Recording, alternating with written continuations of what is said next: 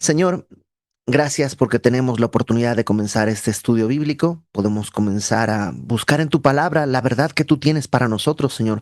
Sabemos que tu palabra es verdad, que tú puedes a través de tu palabra traer a nuestro corazón dirección, traer luz a nuestra vida y nos acercamos a ti confiados que tú puedes y deseas hablarnos. Que nuestro corazón esté dispuesto a recibir en fe lo que tú quieras decirnos. En el nombre de Jesús. Amén. Amén.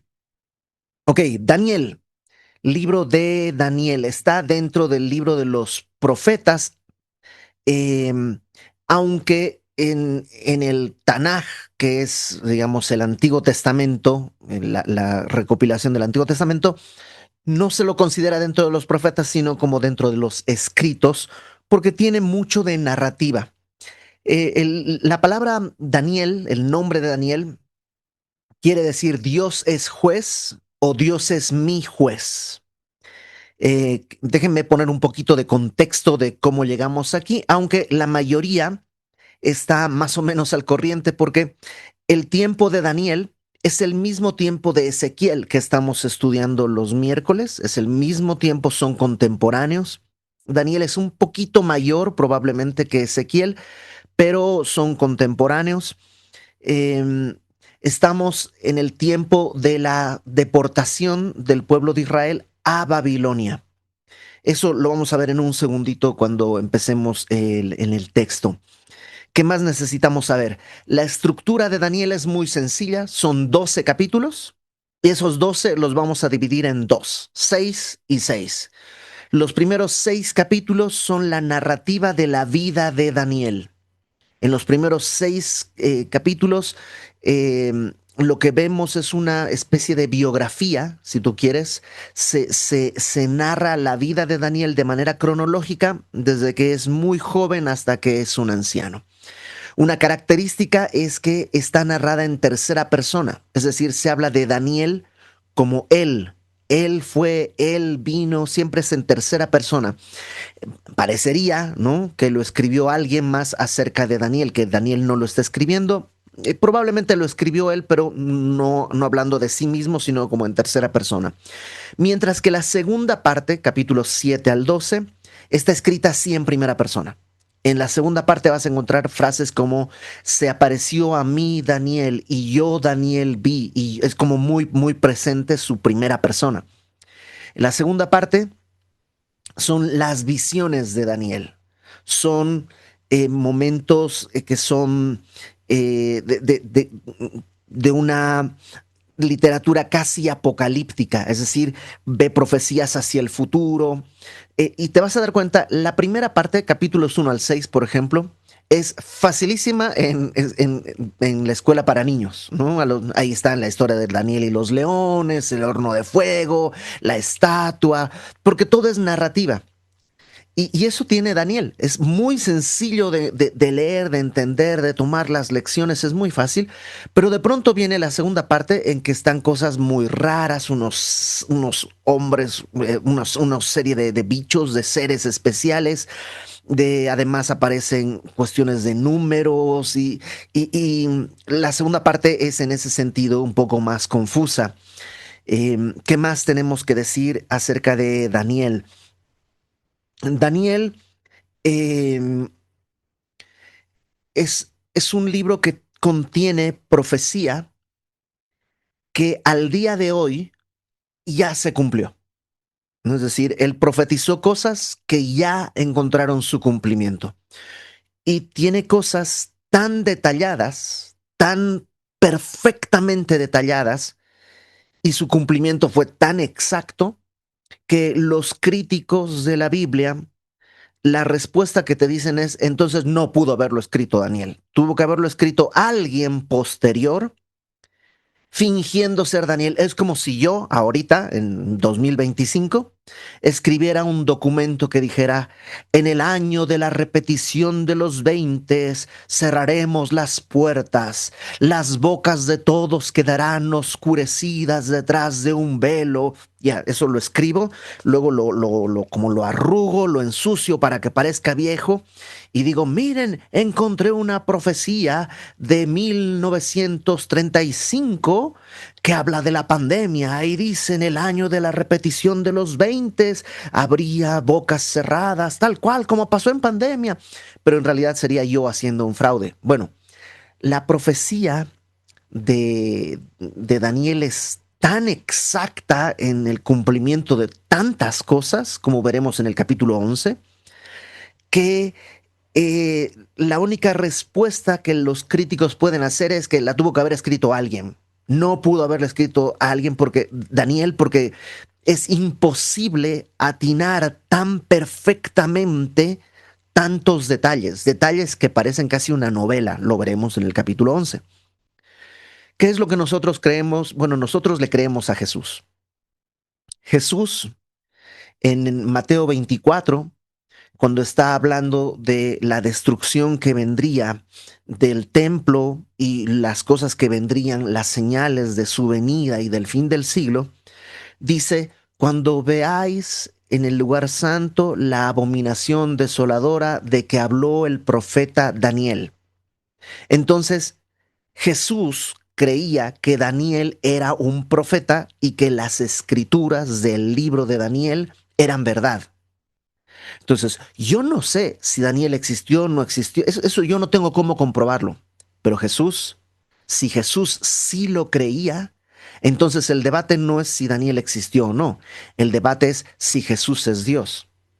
Porque si Jesús es Dios, Él no puede ser engañado.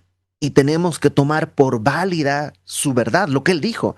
Y si Él habló de Daniel como alguien real, tendremos que tomar a Daniel como alguien real, porque Jesús es Dios. Ahora, si decimos: no, Jesús no es Dios, era un personaje judío del primer siglo, un hombre que tal vez era un poco sabio. Bueno, si Jesús no es Dios, entonces no importa. Ya da lo mismo. Si Jesús no es Dios, dice Pablo en 1 Corintios 15, nuestra fe es vana, nuestra predicación es vana y entonces somos hallados mentirosos. Entonces, eh, el debate acerca de Daniel se cierra en un punto muy simple. Jesús es Dios. Si Jesús es Dios, Él validó el libro de Daniel como un profeta. Por tanto, nosotros que creemos que Cristo es el Señor, aceptamos y abrazamos que lo que Daniel escribió, lo escribió como profecía porque Dios se lo reveló. Y Dios sí tiene conocimiento de los eventos futuros al más mínimo detalle. Y una de las cosas que vamos a sorprendernos en este libro es eso, el manejo perfecto que tiene Dios de los detalles de la historia.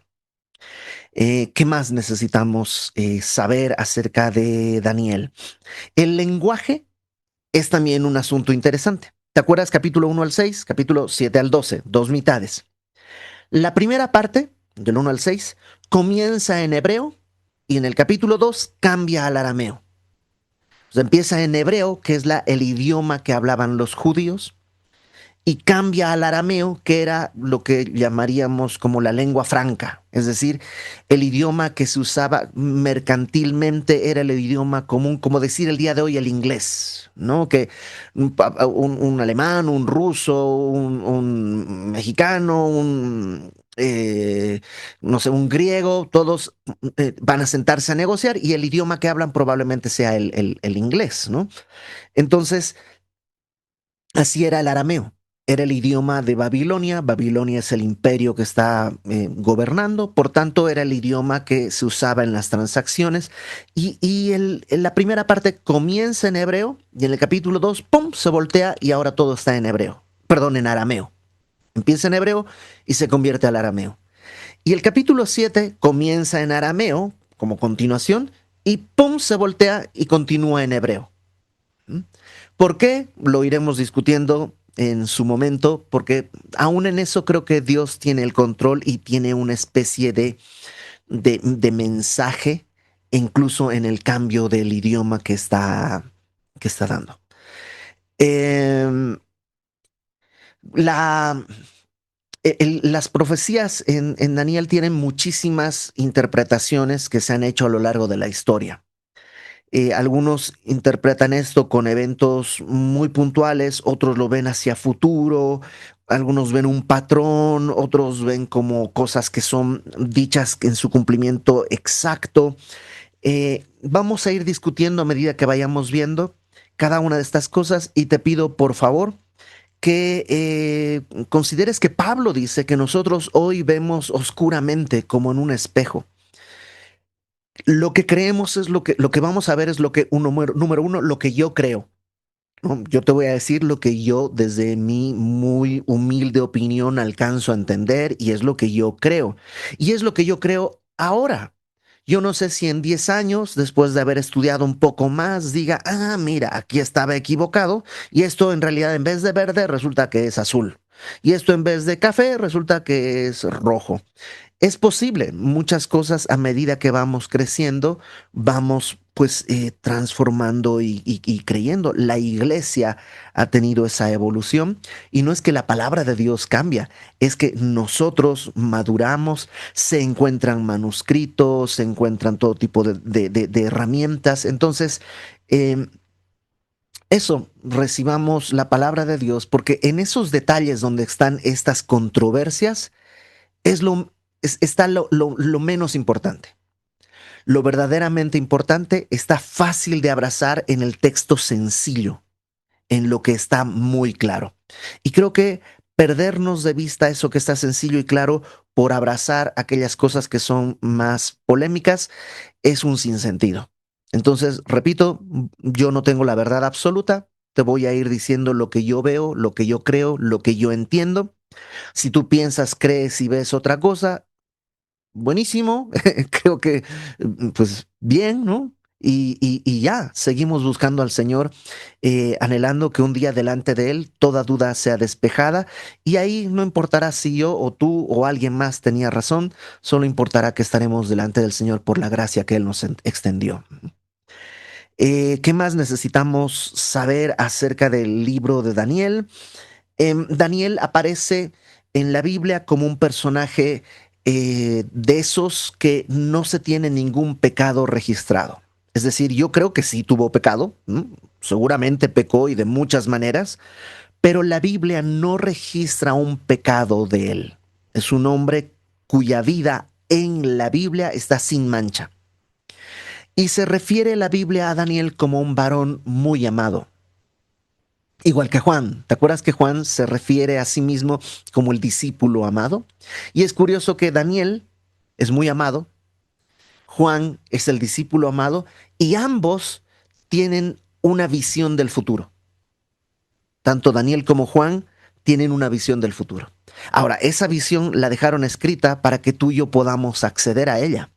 Eso quiere decir que si Daniel es muy amado y Juan es el discípulo amado, tú y yo, que tenemos las dos cosas, somos en realidad para Dios muy amados, discípulos amados. Entonces, tomemos eso como un mensaje de amor que Dios quiere darnos a nosotros, no para entender el futuro y los recovecos de lo que va a venir, sino para entender mejor a nuestro Salvador a través de la Escritura. Recuérdate que nosotros no somos danielistas, somos cristianos. La palabra lo que busca es revelarnos a Cristo. Por último, para terminar esta introducción, mientras vayamos viendo el libro de Daniel, yo te recomiendo hacer dos cosas. Uno, tomar notas de lo que pues tú vayas aprendiendo, apuntar tus dudas y todo lo normal. Pero número dos, anota los rasgos de carácter que vemos en Daniel. Si es un hombre cuya vida no tiene un pecado registrado, hay mucho que aprender de él. Entonces toma nota de esas cosas en algún lugar, ¿no? En un cuadrito, en una libreta aparte, en otra hoja, a lo mejor de atrás para adelante en tu cuaderno, no sé. Ir poniendo esas cosas porque creo que son buenos motivos de oración. Pedirle a Dios, Señor, yo quiero esto. Ayúdame a vivir esto. Quiero que tú forjes este carácter en mí y para orar también eso por otros, por tus hijos, por tu esposa, por tu esposo, por tus pastores, por tus amigos. todos estaremos más que muy felices que alguien ore, porque esas cosas se forjen en nuestro carácter y todos lo necesitamos, ¿no? Y si unos por otros estamos orando esto, creo que puede ser de mucha bendición, porque la oración eficaz del justo, dice Santiago, puede mucho. ¿Ok? Capítulo 1 de Daniel. Comienza precisamente dándonos el contexto histórico.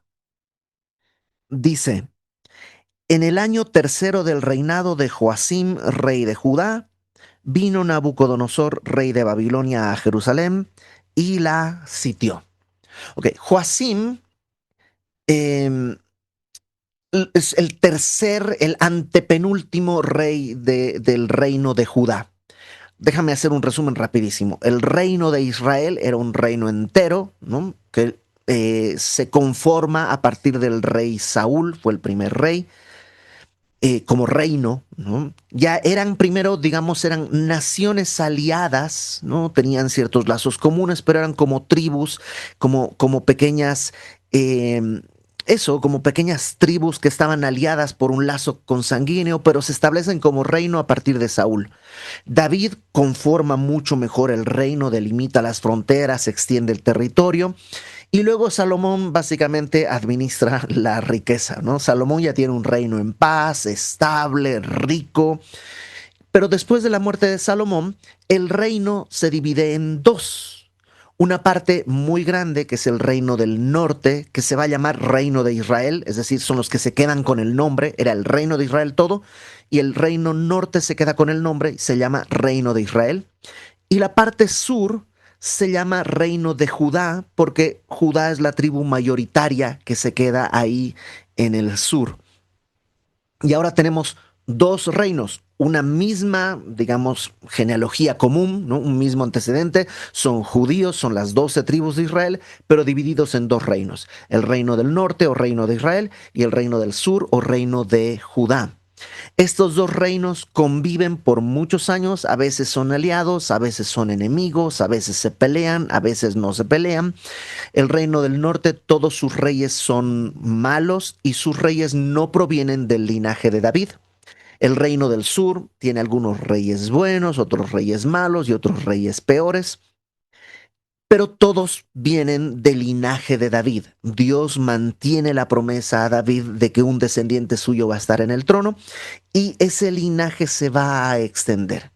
El reino del norte en un momento es conquistado por Asiria, cae y son deportados todos los judíos que vivían en el reino del norte.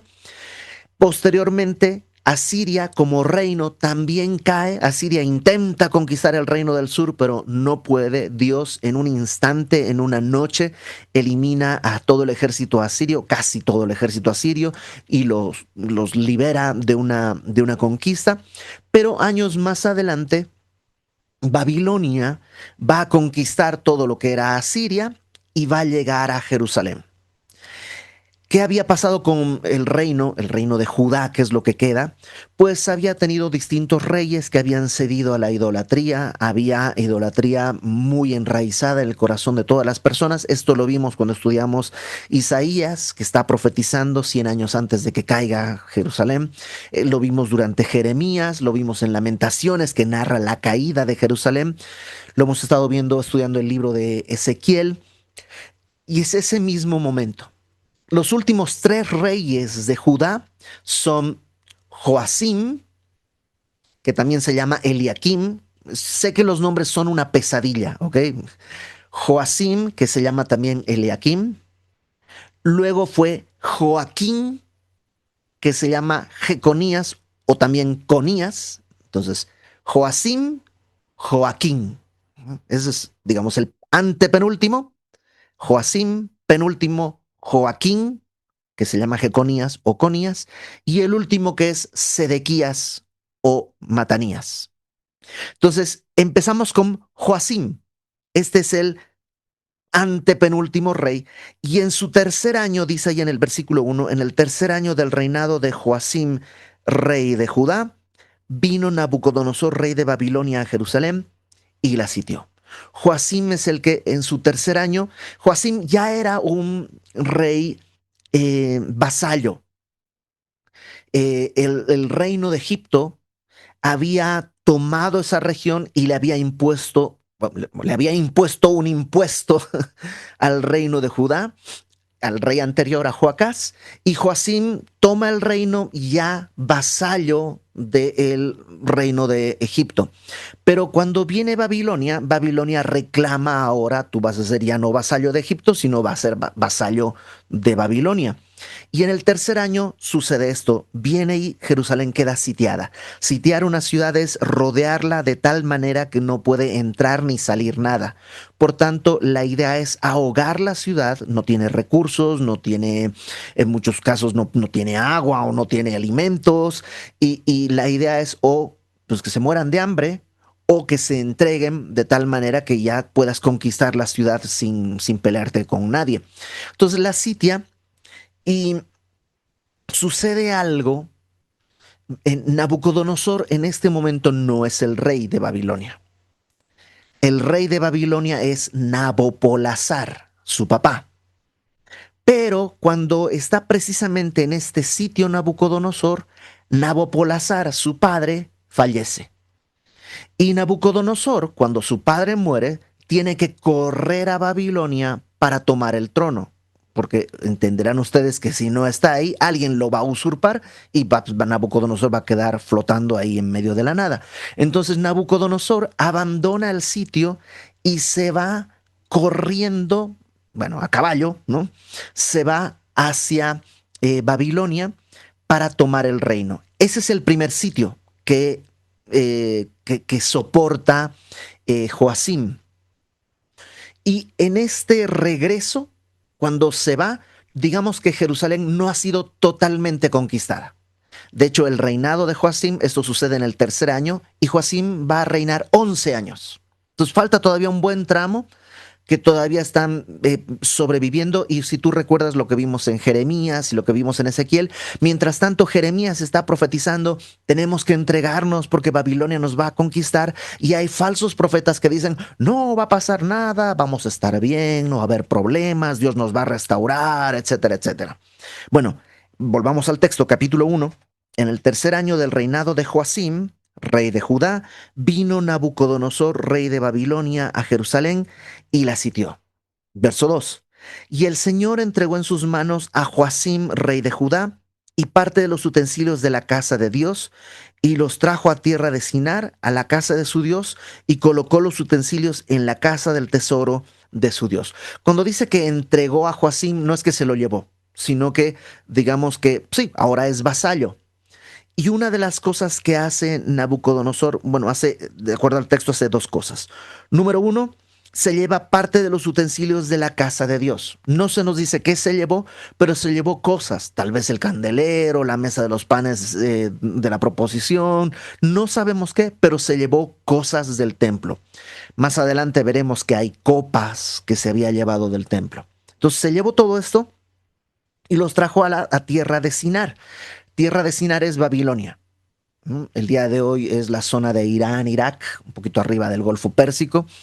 Y en Génesis es el lugar, en la tierra de Sinar es donde se erigió la torre de Babel, ¿no? Entonces se llevó todo ahí a la casa de su Dios y colocó los utensilios en la casa del tesoro de su Dios. ¿Cuál es la idea? Ten en cuenta que en aquella época cada nación tiene su Dios. Los de Babilonia tenían sus dioses y al tomar las cosas del Dios de Israel, las están tomando como digamos, como secuestradas, como cautivas, y pareciera como que el Dios de Babilonia le ganó al Dios de Israel, porque ya le quitó sus cosas, se llevó sus cosas y están para adoración del Dios de Babilonia. Por tanto, ¿quién crees que es el triunfador? Bueno, parecería a ojos humanos, entonces el triunfador es el Dios babilónico. Esa es la idea de por qué se llevan esto. Ahora, no solo se llevaron eso. Verso 3. Dijo el rey a Aspenas, jefe de sus eunucos, que trajese de los hijos de Israel del linaje real de los príncipes, muchachos en quienes no hubiese tacha alguna, de buen parecer, enseñados en toda sabiduría, sabios en ciencia y de buen entendimiento, e idóneos para estar en el palacio del rey, y que les enseñase las letras y la lengua de los caldeos. No solo se llevó cosas, sino se llevó gente. Y no cualquier persona. Se llevó a los jóvenes, dice en el versículo 3, de los hijos de Israel, del linaje real de los príncipes. Acuérdate que en la Biblia, príncipe no habla solo el hijo del rey. Príncipe es toda persona que es un principal. Digamos, el rey es un principal, aunque digo, es el príncipe, aunque es el rey, ¿no? Su hijo también es el príncipe, pero también sus consejeros, la gente que está alrededor, el liderazgo sacerdotal, son príncipes porque son principales del pueblo. Bueno, a los hijos de los principales se los llevaron. ¿Por qué? Bueno, es una manera de tener un poco el control, porque el rey, pues ahora no solo es vasallo en un sentido pues de la fuerza, no solo es vasallo de Babilonia, porque ha sido sitiado, sino que además su familia, y no solo su familia, la descendencia que podría heredar todos los cargos está ahora en Babilonia. Digo, no voy a decir lo que iba a decir, pero no es como el caso de hoy que, digamos, no voy a decir nada, ¿ok? No voy a hablar de los políticos que tenemos y lo bien que nos haría que alguien se llevara a todos los políticos y nos quedáramos, pero no dije nada, ¿ok? Lo importante es que va a quedar entonces la sociedad judía queda con su liderazgo, digamos, intacto, pero sus hijos todos desaparecidos. O sea, se lo llevaron. Eh, entonces es una manera de obtener dominio sobre la ciudad y sobre la nación. Ahora, hay algunas cosas que están en debate todavía. Dice que este es Aspenas, jefe de los eunucos. Los eunucos se tomaba gente y se los convertía en eunucos para evitar precisamente que tuvieran algún tipo de carga familiar. Se los está tomando jóvenes, por eso probablemente no están casados, no tienen hijos. Entonces, algunos piensan que Daniel, entre todos los otros muchachos que fueron hechos eunucos para que no tuvieran la distracción de esposa, hijos, ni nada. Son simplemente van a ser puestos a servir. Y muchos de ellos van a servir en áreas donde está la esposa del rey o sus concubinas, y por eso, pues también es conveniente que sean eunucos. Hay un debate entre los eruditos si Daniel fue hecho eunuco por esta razón o simplemente Aspenas era pues, no solo jefe de los eunucos, sino jefe de los que iban a llegar. ¿Mm? Fíjate las características de estos hombres, porque Daniel es uno de estos. Número uno, dice que que eran de los hijos de Israel, es decir, del linaje judío. Número dos, del linaje real, ¿no? Eran parte de la realeza de la élite gobernante. Número tres, dice que no hubiese tacha alguna. Esto no habla de su parte física, porque eso lo va a decir un poco más adelante, sino pareciera que hace referencia a, digamos, que tenían sus facultades mentales todas en orden, porque van a tener cargos, van a ser puestos como emisarios, van a tener algún tipo de puesto como de consejeros o de embajadores.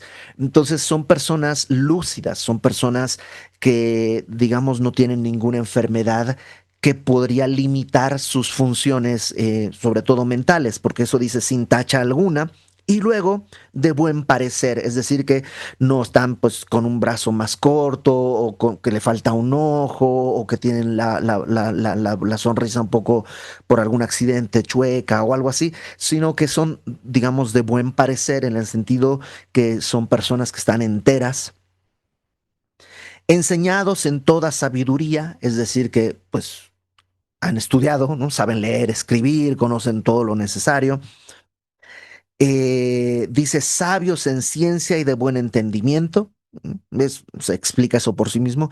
E idóneos para estar en el palacio del rey. Es decir, que son suficientemente dóciles como para poder presentarse delante del rey. No quieres a alguien que delante del rey se pone como loco o algo así.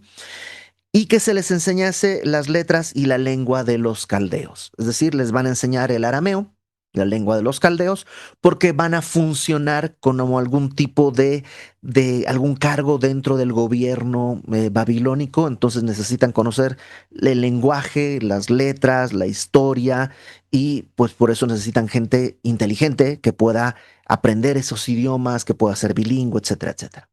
Ahora, todas estas características, que son evidentemente una movida política, eh, y una movida política en doble sentido, porque si dejas solo a aquellos que no tienen sus facultades mentales y todo, ellos no van a poder ocupar un cargo dentro de la sociedad judía, porque han dejado a los que son, digamos, incapaces de tomar esos cargos y se han llevado a los que podrían tomar esos cargos.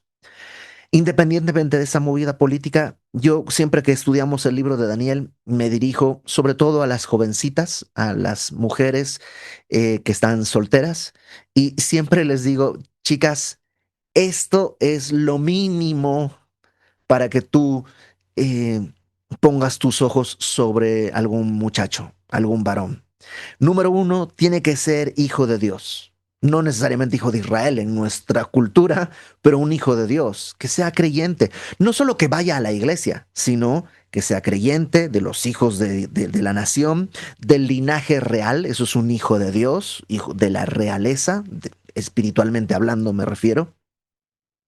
Luego dice que no tenga tacha alguna, que su mente funcione bien. O en palabras del Nuevo Testamento, ¿sabes cómo se diría? Sobrio, cabal. En griego es la palabra sofroneo, una mente cabal. No está ahí destrampado, no está pecando, pero pues no tiene una vida equilibrada, ¿no? Luego dice de buen parecer, y ahí es cuando las chicas dicen, exacto, sí, sí, sí, sí. Pero no solamente físicamente. La Biblia habla que lo que hermosea el rostro es el corazón, ¿no? Entonces, checa su vida. Jesús dice que de la abundancia del corazón es de lo que habla la boca. Entonces, chécate cómo habla, cómo se dirige. eh, Luego dice, enseñados en toda sabiduría. Tiene que ser enseñable. Si es de esos que saben todo y nunca aprenden nada porque todo ya lo saben, aguas, tiene que ser enseñable. Sabios en ciencia y de buen entendimiento, es decir, que pues, su vida delata o denota más bien sabiduría. Sus decisiones han sido sabias. Hasta este momento tú dices, ha sido sabio en todo.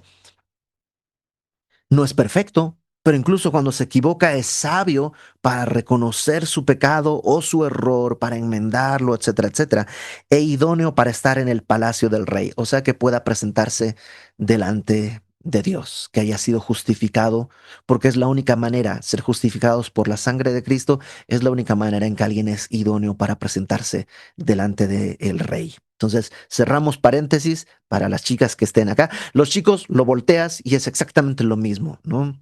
Nuestra Daniela es eso, es exactamente lo mismo. Verso 5. Son llevados, Daniel entre ellos es llevado a Babilonia, tomado de su nación. Probablemente, según los cálculos que se pueden hacer, Daniel tiene entre 12 y 15 años. No mucho más, porque mucho más ya estaría casado, ya tendría hijos. Entonces tiene que tener entre 12 y 15 años, es el estándar normal. Eh, Porque además va a vivir 70 años en Babilonia. Entonces, si tú le pones 30 años, ya es poco probable que él llegue a 100 años, cumpla 100 años en Babilonia. Si tenía 12, 15, pues en Babilonia va a cumplir los 85, que todavía está dentro de lo que es más o menos posible en la época. Y bueno, se lo llevan, y verso 5, le señaló el rey ración para cada día, de la provisión de la comida del rey y del vino que él bebía. O sea, lo que están dándole a Daniel y a todos los demás que están siendo deportados es un trato de reyes. Comían la comida del rey, lo cual el día de hoy más o menos, ¿no? Todos comemos algo semejante. Sí, yo entiendo que habrá alguien, ¿no? Que tiene dinero y come carne de rinoceronte cazado en las estepas del África con sal del Himalaya y con aceite de avestruz cazado en la tundra de... Sí, pero en general casi todos comemos más o menos lo mismo. En aquella época no. En aquella época, la manera de comer y lo que podías comer era muy distinto del rey y la realeza que comían lo mejor a lo que comía la gente común del pueblo. La diferencia era brutal. Y lo que le están dando a estos hombres es la mejor comida que había y la mejor bebida que había, ¿no? Entonces, no los están maltratando, todo lo contrario, los están seduciendo. Sí, ellos eran de la realeza, estaban acostumbrados a comer, pero tal vez no comían la comida del rey, mientras que aquí sí están comiendo de la comida del rey. ¿Qué otra cosa dice? Que los criase 3 años para que al fin de ellos se presentasen delante del rey. Por 3 años van a ser enseñados en la cultura babilónica. No pueden llegar a presentarse delante del rey porque seguramente había códigos, no puedes darle la espalda, no puedes mirarlo a los ojos, no puedes hacer esto. Y todo ese proceso de aprendizaje, además le tienen que hablar al rey en su idioma, todo ese proceso van a ser 3 años antes de poder eh, presentarse delante del rey. Entre estos, dice, estaban Daniel, Ananías, Misael y Azarías de los hijos de Judá.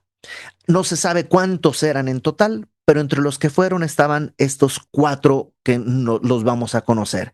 Daniel, Ananías, Misael y Azarías. Eh, Te voy a decir el nombre, qué es lo que quiere decir, porque cada nombre está muy bonito y lo que quiere decir.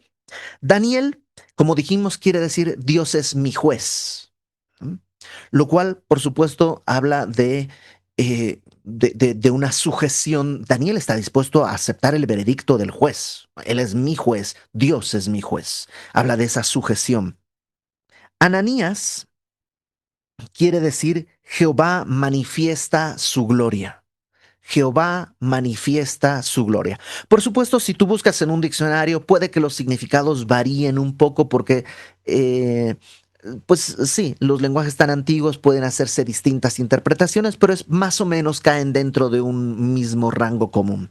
Entonces, Ananías es Jehová manifiesta su gloria. Misael quiere decir quién es como Dios.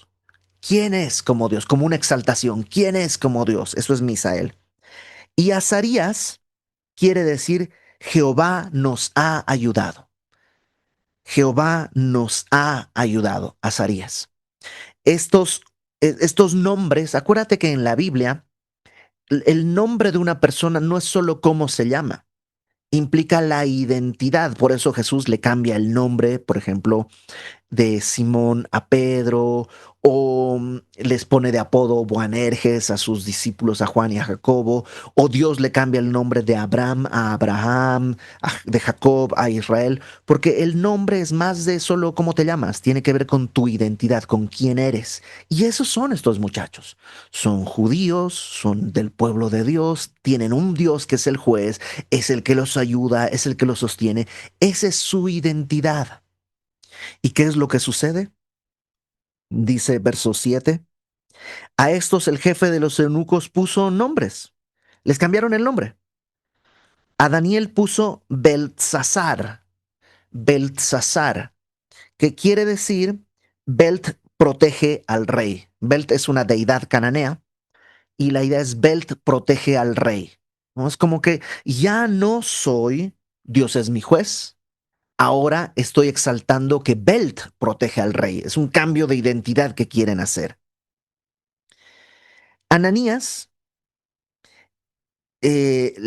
dice, le pusieron Sadrach, que quiere decir al dios Marduk, como dedicado al dios Marduk. Igual es una exaltación a una deidad cananea, al dios Marduk. Eh, a Misael le pusieron Mesac.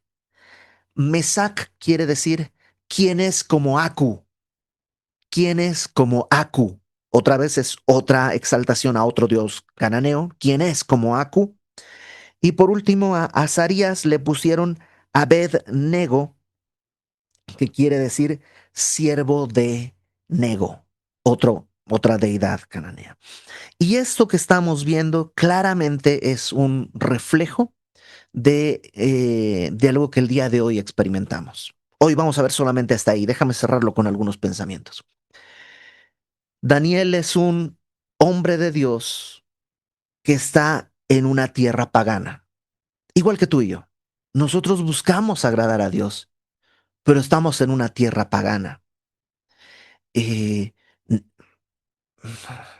Fuimos deportados, es decir, no fue nuestra decisión, pero estamos en un mundo pagano. Desde que nacimos estamos aquí en este mundo pagano. Tenemos una identidad como creyentes. Soy hijo de Dios. Dios quiere hacer su imagen en mí. Dios quiere formar su carácter en mí. Pero el mundo que quiere, quiere que lo olvide. Quiere amoldarme. Si yo pienso, Dios es mi juez, quiero sujetarme, eh, el mundo quiere decirme, no, no, no, no, la protección está en Belt. Belt protege al rey. No, es que Dios no es tu juez. Belt es el que protege. Siempre el mundo quiere cambiarte en tu identidad. Acuérdate eso. ¿Quién eres? El otro día estaba escuchando de esas que salen así en TikTok, cosas mientras lava los trastes, ¿no? Sonaba una cosa y se puso un podcast de unas, no sé ni quiénes son, unas personas estaban platicando acerca de pues las relaciones hombre-mujer y cómo la chica decía, no, pero para encontrar un hombre que sea fiel, eso es imposible, no existe. Y los hombres decían, no, pero para encontrar una mujer que no sé qué, y decían, no, esto no existe, no es real, no, es que ¿quién va a querer ser fiel? ¿Quién va? Y yo nomás escuchaba y decía, yo quiero ser fiel.